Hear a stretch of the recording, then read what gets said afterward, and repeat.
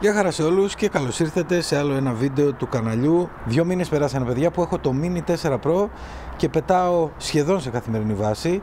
Τώρα το τελευταίο καιρό έχουν μειωθεί λίγο οι πτήσεις λόγω καιρικών φαινομένων. Λογικό, είναι χειμώνας, βρέχει, φυσάει, δεν είναι το ίδιο εύκολο.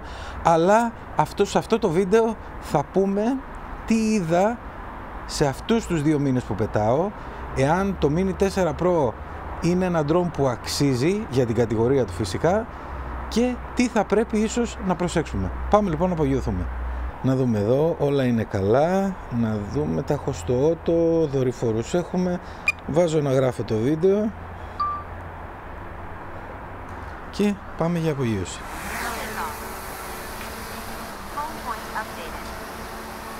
Περιμένουμε ένα λεπτό να σταθεροποιηθεί και συνεχεία φεύγουμε για την πτήση μας. Ο καιρός σήμερα συννεφιασμένος, αλλά δεν προβλέπεται βροχή, είναι πολύ ψηλά τα σύννεφα, αέρα σχεδόν καθόλου.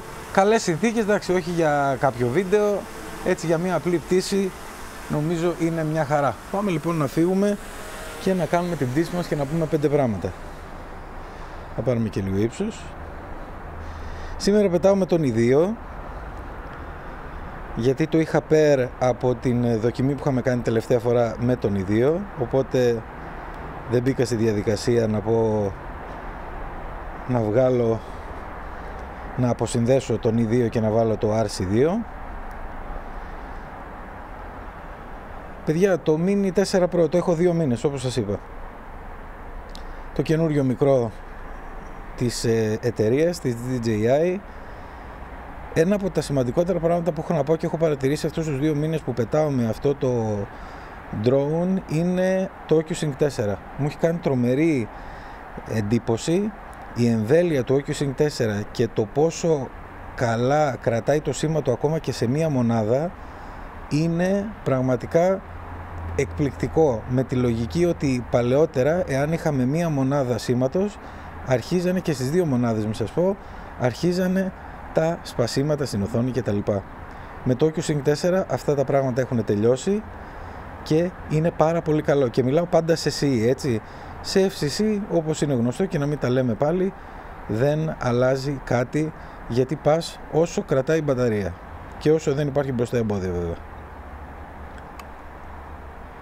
Ένα άλλο πράγμα που θα ήθελα να πω για το Mini 4 Pro φυσικά είναι οι αισθητήρες αποφυγής εμποδίων που πλέον είναι 360 μοιρών. Όχι όπως το Mini 3 που ήταν μόνο μπρος πίσω. Όχι ότι το Mini 3 δεν είναι ένα πάρα πολύ καλό drone, αλλά η βελτίωση που έγινε προσθέτοντας τους αισθητήρες 360 μοιρών στο Mini 4 Pro, αλλά και με το καινούριο mode tracking, με το καινούριο tracking mode που προσθέθηκε, που λέγεται και αυτό tracking 360 αν θυμάμαι καλά, και έχουμε κάνει και δοκιμή, δίνει έναν άλλον αέρα και πραγματικά προσθέτει κάτι νέο στη σειρά Mini η εταιρεία, που ίσως να τα βρίσκαμε στα πιο μεγάλα drone, αλλά πλέον υπάρχουν και εδώ.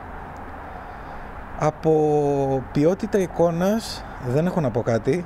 Το μόνο που έχω να πω είναι ότι είναι άριστη, κρατάει δηλαδή τις πολύ καλές εντυπώσεις που είχαμε από το Mini 3 Pro και τις βελτιώνει, και επίσης προσθέτοντας anti-filtra το αποτέλεσμά μας είναι ακόμα καλύτερο. Κάτσε να πάω προς το εδώ, να πάμε λίγο προς τη θάλασσα.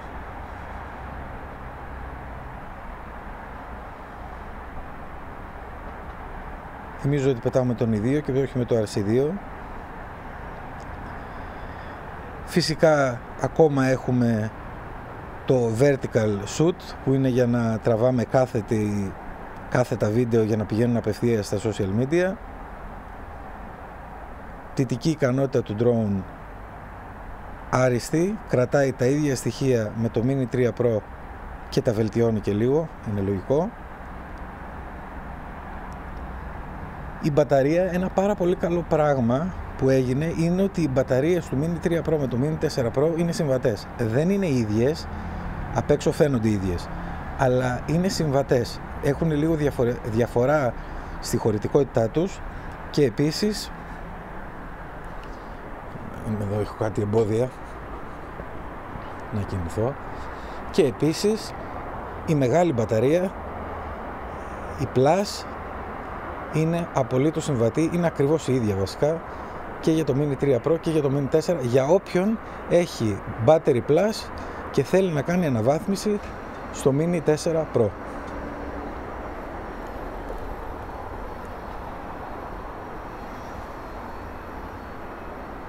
Φτάσαμε στην παραλία. Να θυμίσω σε αυτό το σημείο, γιατί είχα πολλές ερωτήσεις στο email βασικά και δυστυχώς είχα και κάποια συμβάντα που μου περιγράψανε στο email. Πήρανε Mini 4 Pro και είχαν ατύχημα απευθείας με τη δικαιολογία εντός εισαγωγικών ότι δεν δουλέψανε οι αισθητήρες αποφυγής εμποδίων. Η πρώτη μου ερώτηση ήταν εάν ήταν μέρα ή νύχτα, και 10 στα 10 email που έλαβα με αυτό το πρόβλημα και τα 10 μου απάντησαν ότι ήταν η νύχτα. Έβαλα και σχετική κοινοποίηση και θέλω να το θυμίσω και από εδώ ότι, παιδιά, οι αισθητήρες αποφυγής εμποδίων για όλα τα drone, όχι μόνο για το Mini 4 Pro, μιλάμε για Air 3, Mini 3, Mavic 3, δεν λειτουργούν τη νύχτα ή σε χαμηλό φωτισμό. Δεν απαραίτητα να είναι νύχτα, αν είναι και αργά το απόγευμα πάλι δεν λειτουργούν. Αυτό είναι κάτι το οποίο πρέπει να το γνωρίζουμε. Και αν θυμάστε καλά, είχα κάνει και ένα βίντεο με το Mavic 3 το πώς φαίνονται, πώς δείχνουν οι κάμερες αποφυγής εμποδίων. Αν δείτε αυτό το βίντεο και δείτε το τι βλέπουν οι κάμερες αποφυγής εμποδίων, τότε θα καταλάβετε πάρα πολύ καλά για ποιο λόγο δεν λειτουργούν το βράδυ. Και φυσικά αυτό δεν μπορεί να αλλάξει, τουλάχιστον προς το παρόν, γιατί είναι θέμα κατασκευαστικό και πώς λειτουργεί όλη η διαδικασία.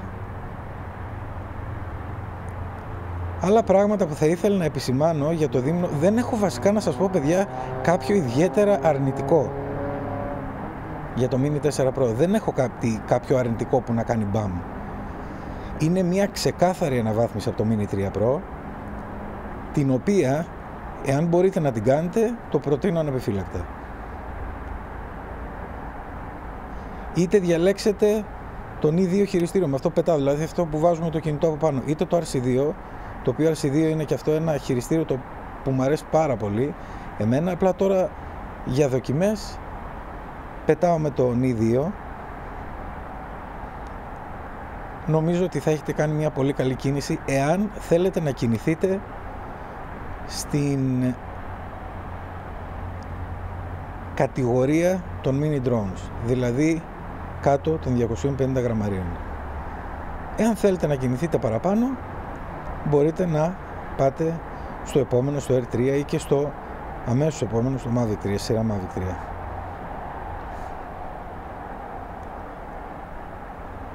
Κάνουμε εδώ την πτήση μας γύρω γύρω, όχι κάτι το σπουδαίο, όπως σας είπα, ο καιρός είναι συννεφιασμένος, μουντός, δεν προσφέρεται και για κάτι. Η τιμή του από την άλλη πλευρά είναι μια καλή τιμή για τα δεδομένα πάντα και μπορείτε να διαλέξετε ανάμεσα στο απλό πακέτο ή στο Flymore Combo. Προτείνω το Flymore Combo, εκτός και αν έχετε μπαταρίες από Mini 3 ή αν έχετε Battery Plus, οπότε δεν το προτείνω ιδιαίτερα να σας το πω, γιατί δεν έχει νόημα. Με την Battery Plus πιάνεις σχεδόν 40 με 45 λεπτά ώρα πτήσης, είναι πάρα πολύ.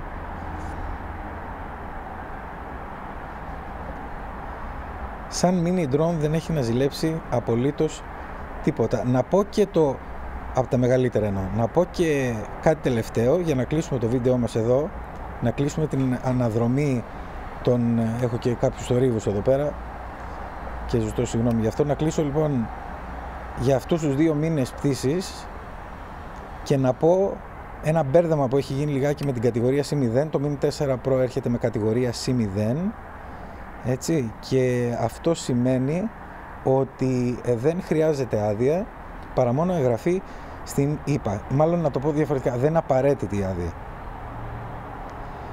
Τώρα, η κατηγορία C0 περιορίζεται από την εταιρεία στα 120 μέτρα υψόμετρο από το σημείο απογείωσης και όχι από το σημείο εδάφους, από το σημείο απογείωσης, που σημαίνει ότι αν απογειωθούμε από τους πρόποδες ενός λόφου, μπορούμε να ανέβουμε στο λόφο προς τα πάνω μέχρι 120 μέτρα. Δεν μπορούμε να πάμε άλλο. Αυτό μπορεί να αποφευθεί εάν καταργήσουμε την κατηγορία, την κατηγοριοποίηση C0 και το κάνουμε legacy κάτω το 250 γραμμάρια. Πώς γίνεται αυτό? Έχω βάλει σχετικό βίντεο και θα το βάλω και κάτω στην περιγραφή το βίντεο, να το δείτε αν θέλετε. Πολλές ερωτήσεις που παίρνω είναι τι χάνω, τι κερδίζω. Κερδίζετε ότι μπορείτε να πάτε 500 μέτρα. Πάνω 500 μέτρα που σημαίνει ότι ανεβαίνοντας ένα λόφο θα μπορέσετε να τον ανέβετε. 120 μέτρα είναι το ανώτατο όριο ύψους από το έδαφος που επιτρέπεται να πετάει ένα ντρόουν. Τα 500 μέτρα είναι διευκόλυνση για να μπορέσουμε να ανέβουμε ένα λόφο. Αντιλαμβάνεστε ότι ο λόφος μπορεί να είναι 300 μέτρα, 200 μέτρα. Αν εμείς έχουμε απογειωθεί από τους πρόποδες που είναι το όριο 0, τότε θα ανέβουμε μέχρι τα μισά του λόφου. Εάν μπορούμε όμως να πάμε στα 500 μέτρα του ντρόουν, τότε θα ανέβουμε μέχρι την κορυφή του λόφου. Προς το παρόν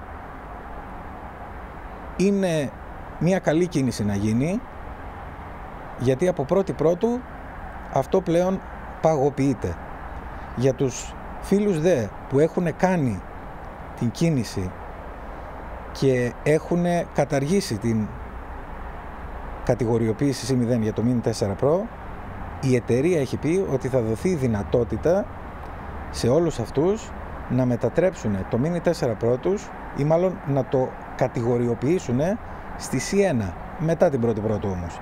Θα υπάρχει σχετική ενημέρωση στο κανάλι όπως πάντα και με αυτό λοιπόν θέλω να κλείσω και να πω ότι οι πρώτοι 2 μήνες πτήσης με το Mini 4 Pro ήταν πλήρως ικανοποιητική, δεν έχω κανένα παράπονο από το συγκεκριμένο μικρό, από το νέο μικρό της εταιρείας.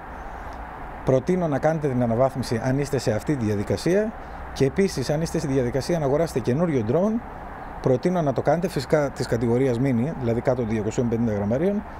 Το προτείνω να το κάνετε, να προμηθευτείτε και ND φίλτρα, link θα είναι κάτω στην περιγραφή. Σας ευχαριστώ πολύ που ήσασταν για άλλο ένα βίντεο κοντά στο κανάλι.